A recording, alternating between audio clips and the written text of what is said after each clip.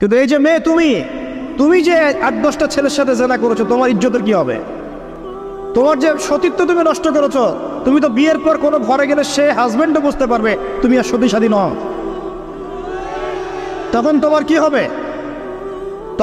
কি হবে? আর এটা যে এত ভয়াবহ মহামারী আকার ধারণ করেছে না, যে অনেক ক্ষেত্রে দেখা যায় স্বামী অফিসে যাওয়ার সাথে সাথেই বয়ফ্রেন্ড বাসায় হাজির। এই যে বাক্সে বাক্সে বন্দি জীবন বললাম, বাক্সে বাক্সে বন্দি ফ্ল্যাটের ভিতরে তো ঢুকলে আর বোঝা যায় না ভিতরে কি হচ্ছে। কত ফ্ল্যাটে যে জেনা হয় এখন এই শহরে, আল্লাহ ভালো জানে। এই ফ্ল্যাটের প্রত্যেকটা ইঞ্চি ইঞ্চি মাটি আল্লাহর কাছে সাক্ষী দিবে।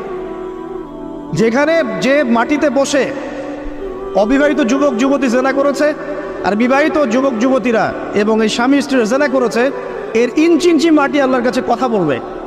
এর ইঞ্চি ইঞ্চি মাটি আল্লাহর সামনে কথা বলবে। ইয়াউমা ইযিন তুহাদ্দিসু আখবার।